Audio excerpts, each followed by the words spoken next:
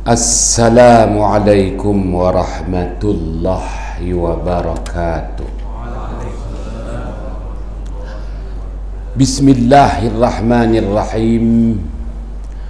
Wabihi nasta'in ala umurid dunya waddin. Alhamdulillah wa salamun ala ibadihi allazina astafa, amma ba'd. Sidang ahli jamaah yang dirahmati Allah, pertamanya marilah kita panjatkan kesyukuran kehadrat Allah Subhanahu wa ta'ala. Subuh yang berbahagia ini perintah Allah dilaksana dan disempurna. Sekali lagi diberi ruang dan kesempatan untuk kita manfaatkan bersama. Moga-moga dapatan perolehan kuliah ini nanti jadilah jua hendaknya sebagai pedoman hidup di dunia. Mana-mana yang boleh diamalkan, moga-moga jadilah jua hendaknya sebagai bekalan untuk kehidupan yang kekal abadi, kehidupan di akhirat sana.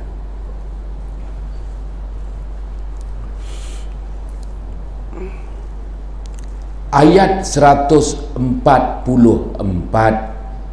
surah Al-Baqarah.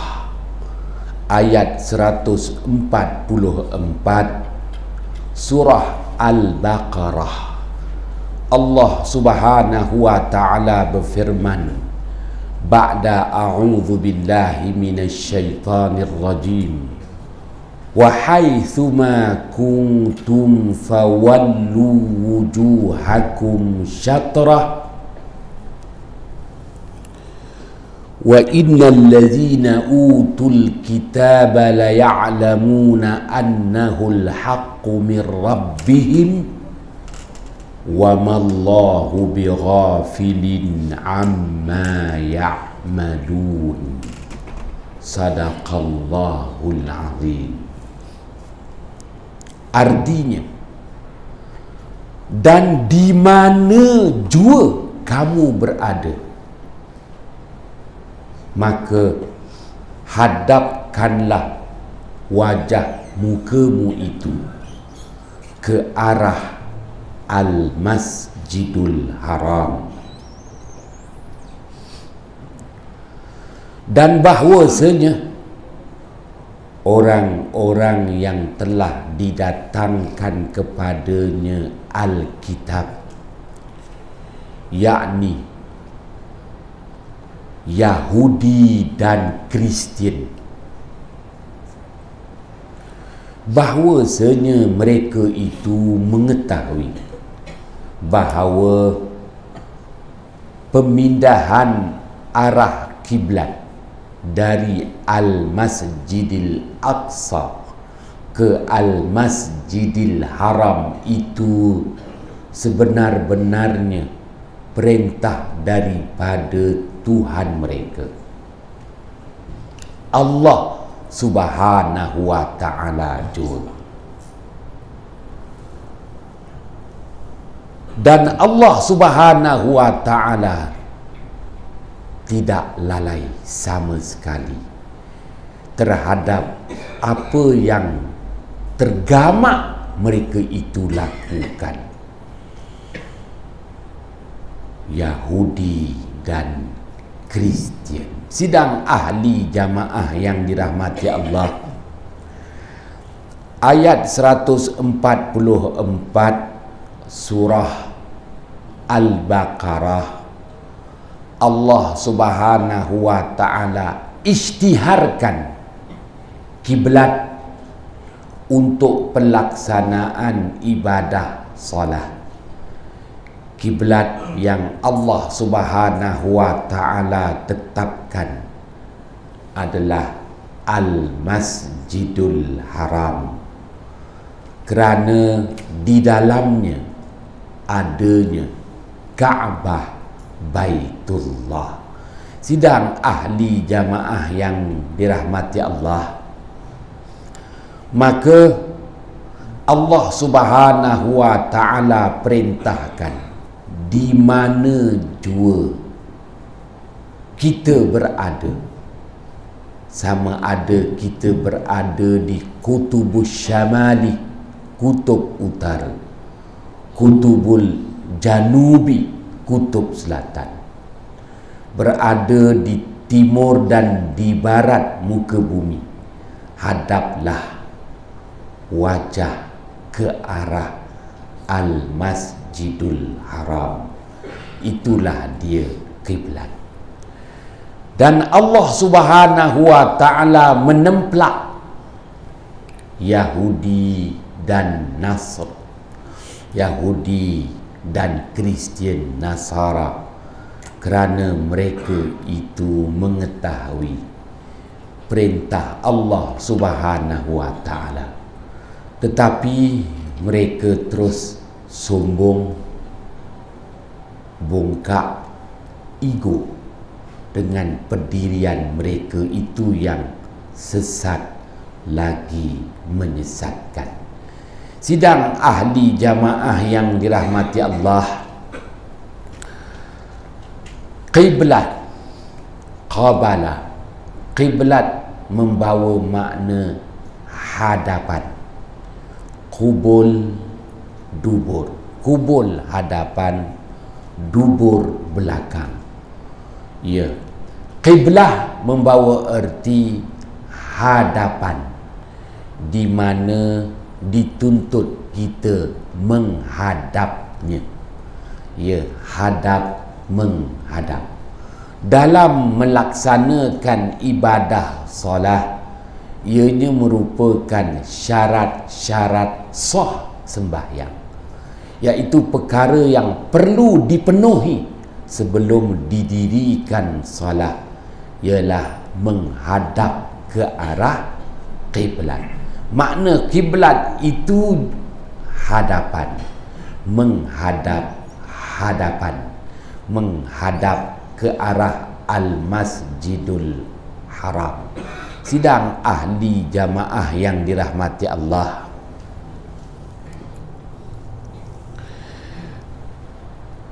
kenapa mesti menghadap ke arah Al-Masjidul Haram yang dimaklumi di dalamnya ada bangunan, iaitu Ka'bah Baitullahil Atiq? Sidang ahli jamaah yang dirahmati Allah, junjungan besar baginda Muhammad sallallahu alaihi wasallam bersabda, hadis riwayat Imam At-Tabrani, al-qiblatu hasanatun wal hasanatu bi'asyaratin, atau kama qala Rasulullah sallallahu alaihi wasallam. Kiblat itu membawa kebaikan, dan setiap kebaikan itu digandakan dengan 10 kali kebaikan. Sidang ahli jamaah yang dirahmati Allah, Rasulullah sallallahu alaihi wasallam mengingatkan kita nilai kiblat. Al-qiblatu hasanatun. Kiblat itu mengandungi nilai-nilai kebaikan. Dengan kata lain, di mana pun kita berada, perkara pertama yang perlu kita ketahui kiblat. Ya, tuan-tuan yang dirahmati Allah, apabila kita bermusafir sampai di tempat permusafiran, perkara pertama yang perlu kita tahu adalah kiblat. Kenapa? Baik, selain daripada tuntutan menunaikan solat fardu, yang mana ianya merupakan hukum wada'i, syarat-syarat sah sembahyang, maka Rasulullah SAW nyatakan kiblat membawa nilai kebaikan. Ya, sampai sahaja di mana jua tempat yang kita tujui, perkara pertama yang disebut priority, perkara yang paling utama daripada yang lain-lain, kena tahu di mana kiblat. Ya, tempat yang telah kita tujui. Sampai sahaja di destinasi, kita kena tahu dulu kiblat. Bukan bererti sampai sampai sahaja di destinasi yang kita tujui, mana kedai mamak. Jangan. Sampai sahaja destinasi yang kita tujui, pertama yang perlu kita ketahui arah kiblat.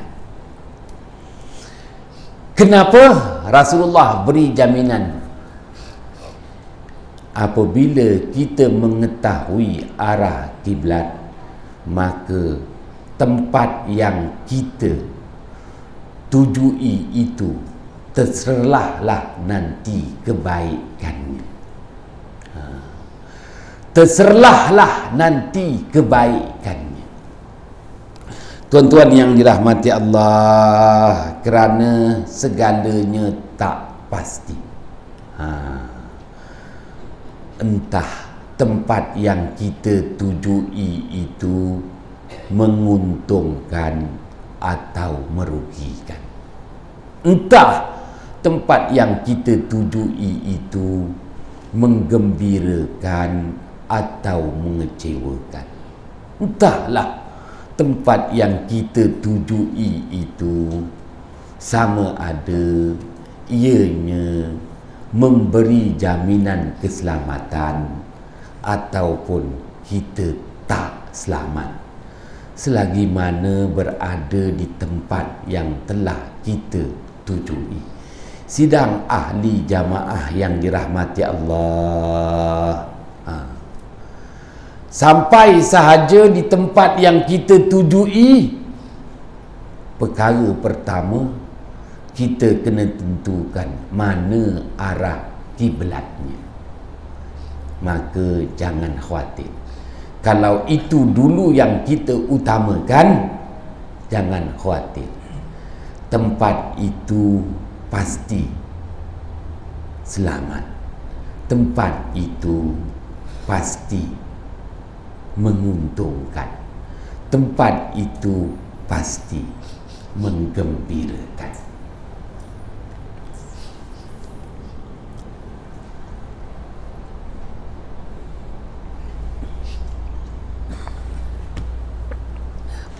Tuan-tuan mengerjakan umrah, masuk sahaja di tanah haram Makkah, ya, perkara pertama yang tuan-tuan akan fikirkan Al-Masjidul Haram.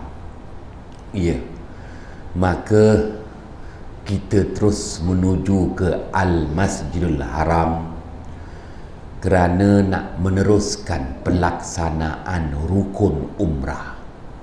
Setelah dimulakan dengan rukun yang pertama, niat pelaksanaan ibadah umrah di tempat yang mana kita dituntut berniat, miqat namanya, maka sememangnya kita tak sabar untuk meneruskan rukun umrah yang kedua, iaitu tawaf mengelilingi Kaabah Baitullahil Atiq.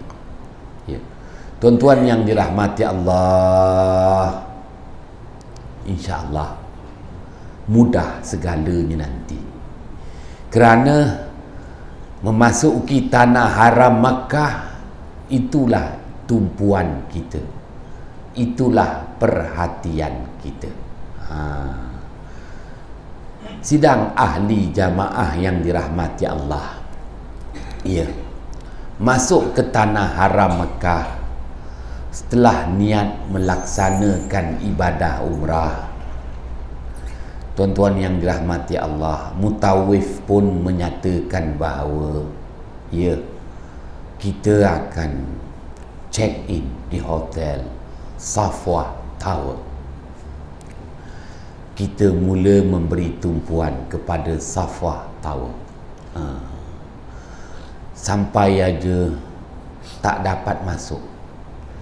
Kesilapan teknik nampaknya. Itu dah mula. Dah mula nak marah. Daripada travel, kita dah kata trouble. Tuan-tuan yang dirahmati Allah, ya, rakan saya, kawan baik saya, tak perlu sebut namanya, menjelaskan kepada saya dia bertuah dan terselamat daripada kerugian apabila dia buat keputusan tidak menyediakan perkhidmatan haji 1440 Hijrah yang lalu. Kalaupun dia diberi visa furada, infarada, yang faridu, infirad, furada, tapi dia buat keputusan dia menolak.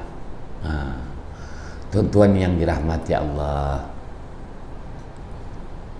seorang kawan lagi terus merudum, tak nak bercakap apa-apa,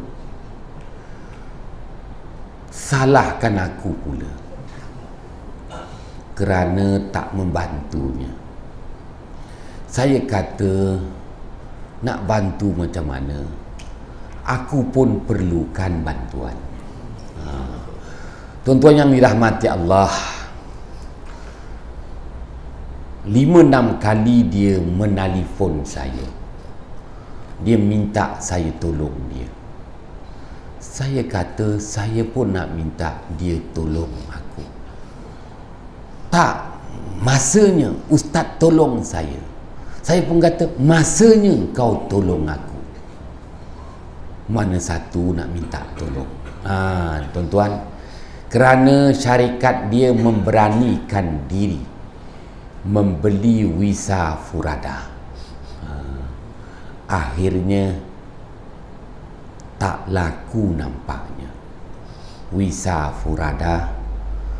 Maka tak dapat nak cari orang yang nak mengerjakan haji menggunakan visa furada. Hanya laku 1/3, 2/3 lagi tak laku. Dan nampaknya dia menyatakan dia menanggung kerugian RM800,000. Maka apakan daya, saya kata, jual aja lah rumah-rumah kau dekat Sepang Renggam, jual aja. Tuan-tuan yang dirahmati Allah, tak nak ceritalah. Tapi wahalkan niat dia baik, nak bawa orang pergi haji.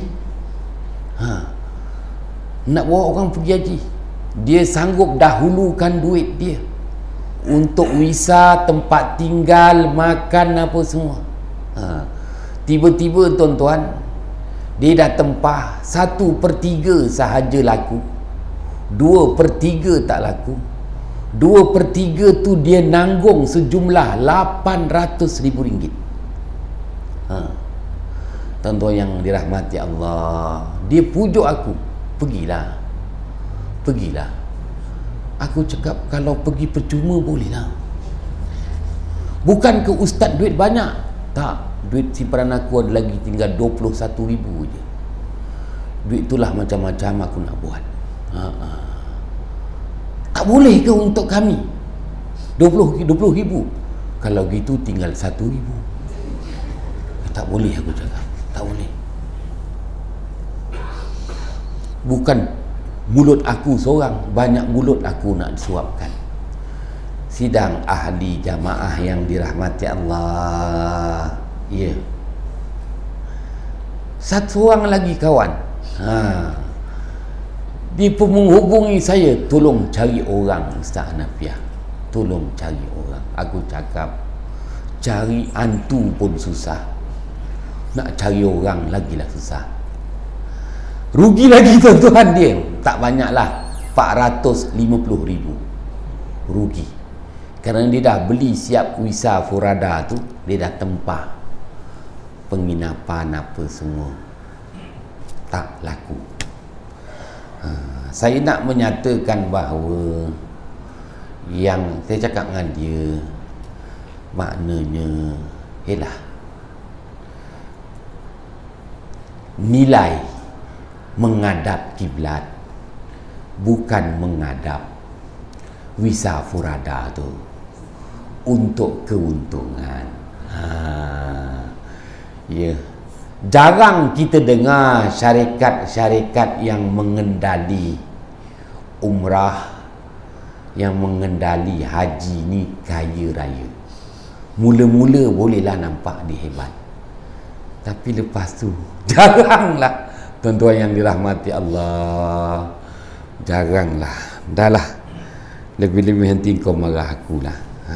Tuan-tuan yang dirahmati Allah, jarang mana-mana syarikat travel yang nak mengaut keuntungan melalui haji dan umrah ni kaya raya. Jarang.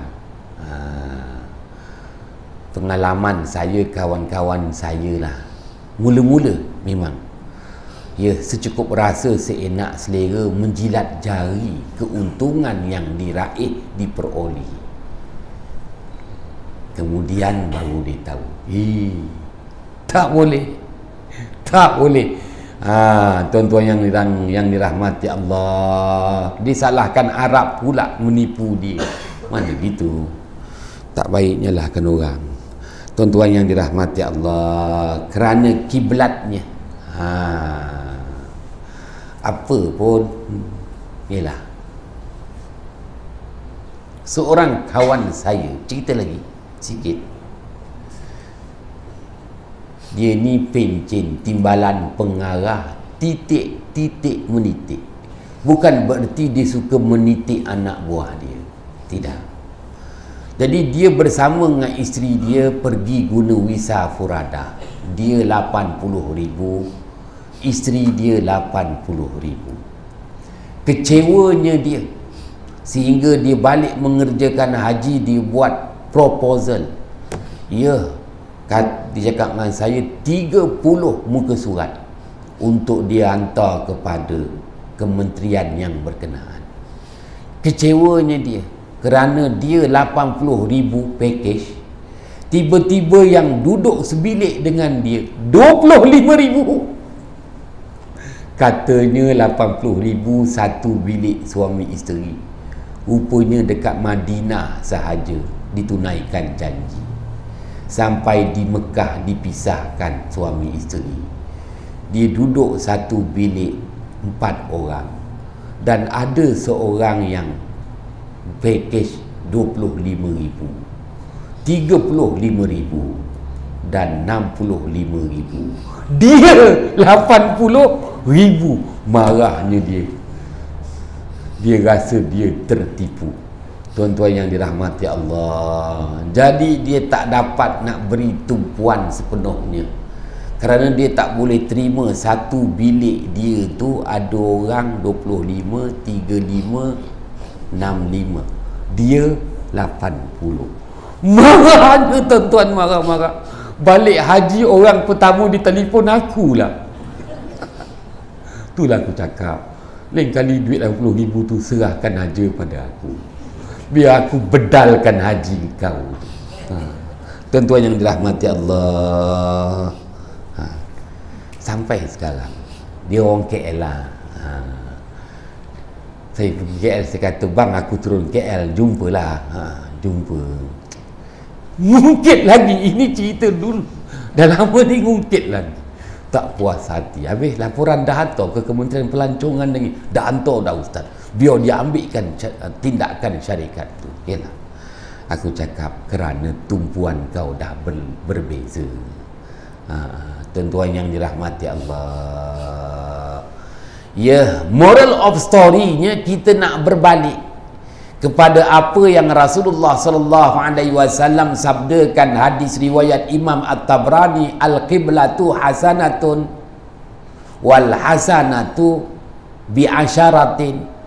Kiblat itu sentiasa dan pastinya memberi kebaikan, dan kebaikan itu digandakan 10 kali gandaan. Nak menyatakan kepada tuan-tuan, baginda Muhammad sallallahu alaihi wasallam mengingatkan kepada kita perkara yang perlu diutamakan di mana jua kita berada, ya, sama ada di tempat baru maupun di tempat lama maupun di tempat yang nak ditebus guna kiblat. Kiblat itu perkara yang pertama-tamanya mendahului daripada yang lain. Kiblat mana? Kiblat mana? Tuan-tuan yang dirahmati Allah, kadang-kadang kita lebih mengutamakan facilities. Ya, facilities. Tuan-tuan yang dirahmati Allah, ialah ada maknanya satu syarikat perumahan, orang kita lah, dia dah buat rumah, dia dah melabur, dia dah buat rumah contoh, dia buat, orang putih kata apa, launch ke launch, aku pun tak pandai lah launch ke. Yang jelas ketika launch itu ramai yang datang, habis sate dia, tapi yang seorang pun tak ada nak beli. Datang, belon-belon diletupkan, habis sate dia, tak tinggal sikit pun. Tuan-tuan, satu rumah pun tak ada siapa nak beli. Ya Allah, terkejut dia. Waktu tu akulah yang diteleponnya. Dia lantik aku sebagai bomoh perumahan. Aku bukan nak tahu, aku nak konsultan perumahan lah. Baru dapat RM10,000. Kalau bomoh perumahan RM22 suku je kau bagi aku. Mileage tak lepas. Tuan-tuan yang dirahmati Allah, maka dia tanya, Ustaz, sebenarnya macam mana? Silap. Patutnya kau dah buat perumahan tu, kau tentukan dulu kiblat. Mana kiblatnya? Di mana masjidnya? Mana kiblatnya dulu? Mana masjidnya? Barulah kau buat rumah contoh. Dia kata, mufti tak beritahu begitu. Itu lain. Ini Haji Hanafiah yang beritahu. Nak pastikan bahawa di mana jua kita berada, kita mendapat kebaikan. Kalaupun tempat itu tak sesuai untuk kita jalani kehidupan, tetapi kerana betul teknik 3-4-3, 4-4-2, kerana kita pun duit tak ada, nak bergantung ke main import saja, maka kita ikut apa yang Allah firmankan pada ayat 144 surah Al-Baqarah. Dan apa yang Rasulullah sabdakan, kiblat adalah keutamaan, priority. Kan cukup putih tu. Tuan-tuan yang dirahmati Allah, kenapa? Macam mana pun kalau kita dah tahu kiblat, nilainya kebaikan, dan kebaikan pasti digandakan. Tuan-tuan yang dirahmati Allah, mengetahui kiblat, ya, mensabitkan kiblat, tengok adanya nilai kebaikan. Nilai kebaikan itulah selamatkan kita daripada kerugian.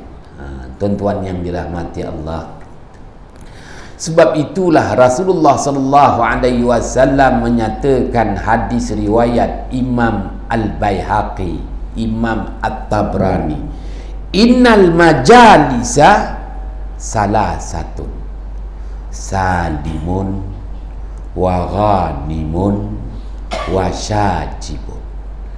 Bahwasanya di mana jua penempatan yang kamu diami, di mana jua penempatan yang kamu diami dalam kurungan kerajaan tempatan. Innal majalisa salah satu, bahwasanya di mana jua penempatan di muka bumi ini tak boleh lari daripada 3 perkara: salimun, selamat, ataupun tak selamat untuk didiami, untung ataupun rugi yang terpaksa dihadapi. Yang ketiga, sama ada mengecewakan atau menggembirakan. Tuan-tuan yang dirahmati Allah, setelah tuan-tuan melihat rumah contoh, ya, tuan-tuan pun berpuas hati memilih Damansara Alif. Kenapa tak Damansara Ba? Kenapa Damansara Alif? Walhal Damansara Alif maknanya reserve masjidnya inilah dia dekat dengan longkang. Ya, tak ada rasa. Janganlah marah aku, janganlah marah kan. Tak baik ngata-ngata kan. Atasnya kubur pula, mengalir tu dari atas ke bawah. Maka lebih baik tuan-tuan jual aja rumah tuan-tuan dengan aku. Tolonglah. Satu rumah 1,000 jadilah.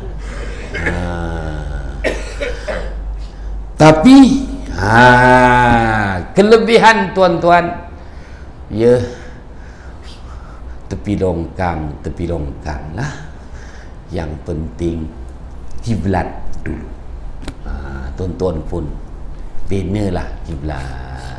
Yalah, nak tunggu peruntukan, tabung tak banyak mana lagi. Nak terkumpul macam mana, panggil penceramah mahal-mahal bayar. Kalau penceramahnya aku aja boleh terkumpul banyak duit tu. Jadi Astagfirullahalazim kata semua. Itulah yang pasang kemah tak sudah-sudah. Tuan-tuan, tak apalah. Yang nak dijelaskan di sini nilai kiblat tu, kerana setelah kita mengetahui kiblat, itulah keutamaan yang kita berikan penempatan yang telah kita pilih untuk kita diami ini, penempatan yang selamat, menguntungkan dan sentiasa menggembirakan. Itu dia tuan-tuan yang dirahmati Allah. Baiklah, apatah lagi, kiranya kita pun dah ketahui nak buat macam mana, dah inilah bentuknya dan inilah landscape-nya. Pun begitu, hadaplah kiblat. Ya, kalaupun rumah kita tu dah memang begitu, dia punya ruang tapak dia dah memang daripada awal guna AutoCAD yang terkini pun, AutoCAD 14 pun yang harga sampai 30,000. Itulah orang bangga dengan kaedah pengukuran. Dah tak boleh nak genjot, begitulah ruangnya. Tuan-tuan yang dirahmati Allah, tapi dada kita yang dituntut menghadap kiblat. Dengan kata lain, kalaupun maknanya terlepas pandang pada awalnya ke arah kiblat. Bukan bererti terus muram, tidak. Sebenarnya tuntutan menghadap kiblat ini bukan sahaja untuk ibadah solat. Apa jua pekerjaan dimulakan dengan menghadap kiblat. Ada kebaikan. Tuan-tuan yang dirahmati Allah, baiklah. Kenapa? Sekali lagi kita melihat apa yang disabdakan oleh baginda Muhammad sallallahu alaihi wasallam, hadis riwayat Imam At-Tabrani. Likulli syai'in zu syarafin wa inna asyrafal majalis mastuqbila bihil qiblah atau kama qala Rasulullah sallallahu alaihi wasallam. Bagi segala sesuatu itu ada kemuliaannya, ada keistimewaannya, ada kelebihannya.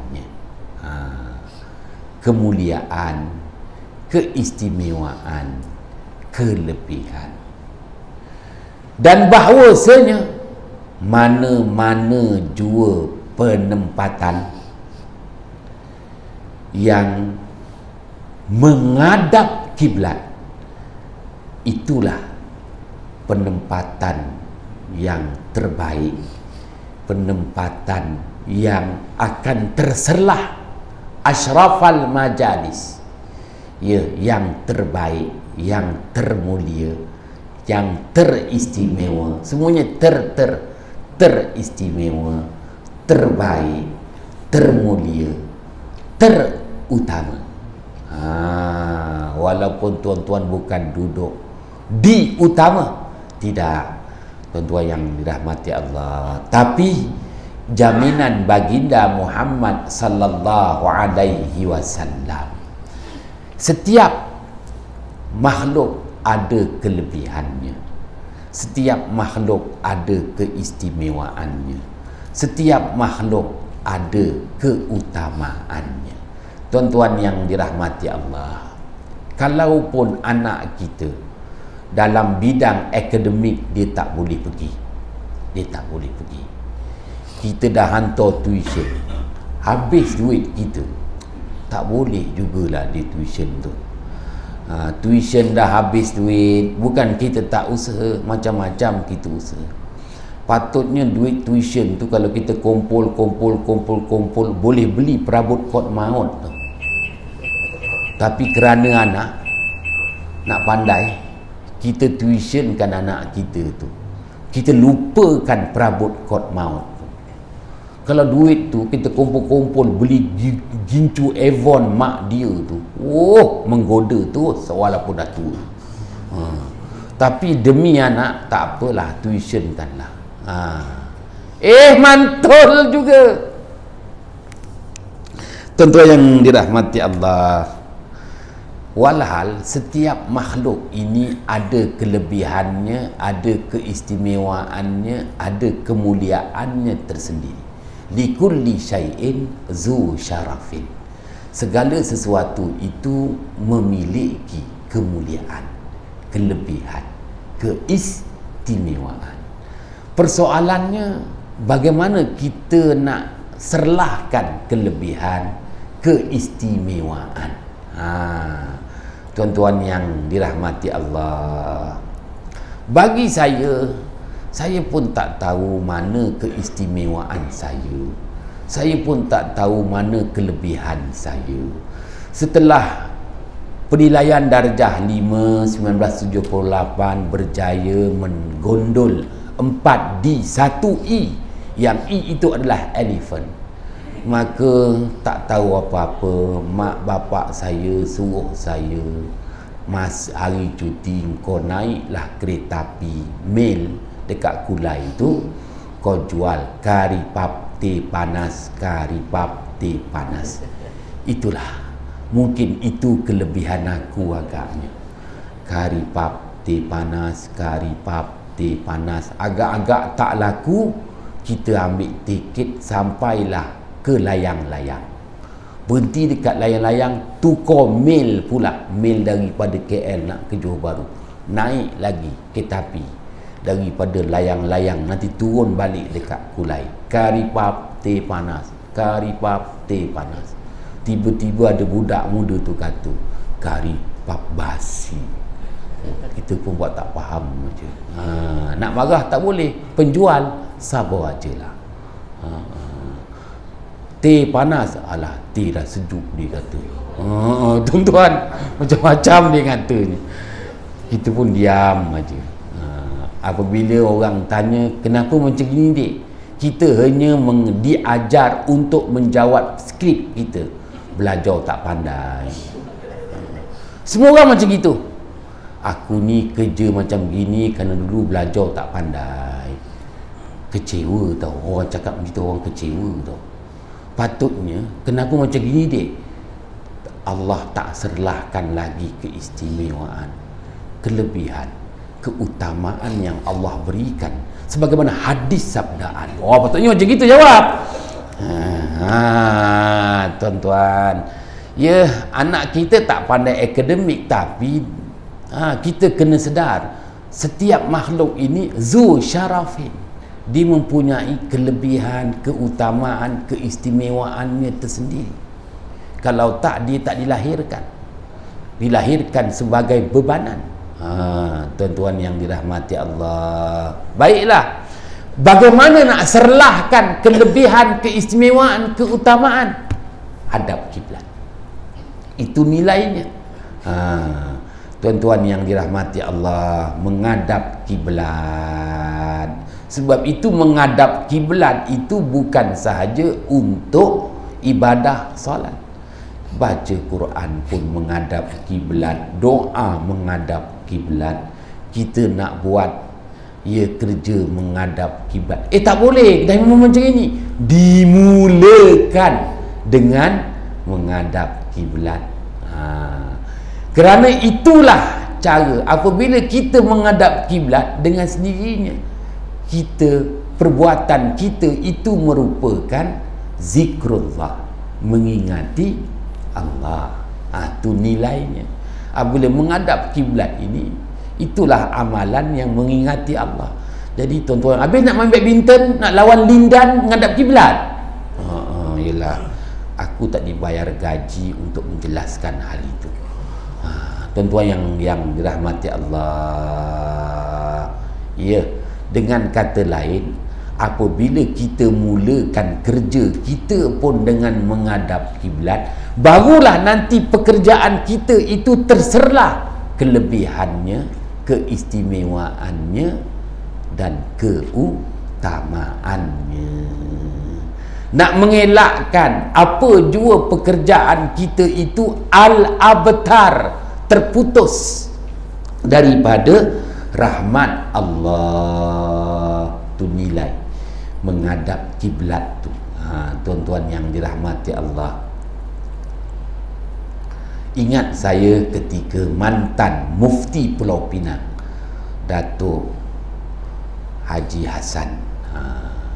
Datuk Haji Hassan masa perasmian pembaharuan Balai Cerap Pulau Pinang, jadi diminta saya datang. Atau cara ke Muncak, tanam pokok. Rupa macam gitu kan, tanam pokok. Macam Mahathir dulu tanam pokok dekat Putrajaya. Nanti 2020 nak tengok pokok tu dah keluar emas ke, keluar perak ke, atau gugur daunnya semua, kita pun tak tahu. Tuan-tuan yang dirahmati Allah, ya. Jadi Datuk Haji Hassan, ketika diletak anak pokok, pokok mempelang haru manis, bukan haru biru, haru manis tu, maka ditanya dengan saya, Ustaz Hanafiah, betul ke di kiblat? Betul. Inilah kiblat. Kenapa tu? Dia kata, kalaupun pokok ni dah tak boleh nak berginjak mana, inilah tempat yang nak ditanamnya. paling penting waktu menanam tu, dada aku ni menghadap kiblat. Jadilah nak ngadap dah tak boleh dah, begitulah teres dia, begitulah lokasi dia. Tapi paling tidak pun ketika mula-mula nak menanam anak pokok mempelam harum manis tu, dada aku ni menghadap kiblat. Jadi acara tu berubah pula, acara menghadap kiblat. Semua menghadap kiblat. Datuk pun tanam pokok harum manis. Saya pergi baru-baru ni, dia kata, "Ustaz nak pergi ke mana Pulau Pinang?" Aku nak tengok Datuk Hassan yang dia dah tanam pokok tu 5 tahun yang lalu. Berbuah dah Ustaz. Kenapa kau tak beritahu aku? Dah berbuah. Kalau tak berbuah, beritahu Ustaz. Oh gitu, berbuah tak nak beritahu aku. Yelah, ada hasil, buat apa nak beritahu? Dah tak ada hasil baru boleh beritahu. Tuan-tuan yang dirahmati Allah, nilai kiblat tu. Contoh, adalah insan-insan yang dia pun dah kecewa, tak tahulah nak niaga apa pun, serba tak menjadi. Maka saya kata beginilah, agak-agak engkau pun dah tak tahu nak buat macam mana. Dia kan niaga dia main nolak-nolak, jual burger tu. Dia ada tu, aku cakap paling tidak ginilah, engkau punya tu menghadap kiblat.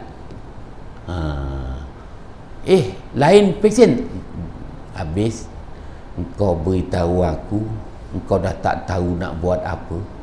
Macam mana tawaran pun orang tak datang juga. Paling tidak engkau punya warung ni menghadap kiblat, ingatkan kau kepada Allah, sentiasa berdoa kepada Allah. Tuan-tuan yang dirahmati Allah, jadi pula. Bukan jadilah, Allah Ta'ala tunjukkan kebaikan. Kalau tak, nanti orang nampak kekurangan aja warung dia tu. Warung dia tak ada aircon lah, warung dia tak ada ni lah, warung dia tak ada pelayan minah indun bibit tebal lah. Menghadap kiblat, orang dah tak nampak keburukan, orang nampak kelebihan kebaikan warung dia. Dah namakan warung, mana lagi? Contohlah tuan-tuan, saya tak boleh beritahu warungnya kat mana. Cuma lepas tu diberitahu dengan saya, "Ustaz, orangnya macam gitu je walaupun dah ikut kiblat." Kenapa? Orangnya pelanggan biasa je. Kau nak pelanggan jin? Janganlah. Tuan-tuan, ialah manusia ni dia cepat tamak. Dia rasa dia dah dapat 30 pelanggan, dia nak sampai 60 pelanggan. Wahal pinggan dia pun tak cukup. Dah pukul 7. Salah silap mohon jutaan kemaafan. Bismillahirrahmanirrahim. Fafahamnaha Sulaimana wa kullan ataina hukman wa ilma wa sakharna ma'a Daudal jibala yusabbihna wa tayra wa kunna fa'ilin. Ya hayyu ya qayyum, ya Rabba Musa wa Harun, wa ya Rabba Muhammadin sallallahu alaihi wasallam alaihim ajma'in. Assalamualaikum warahmatullahi wabarakatuh.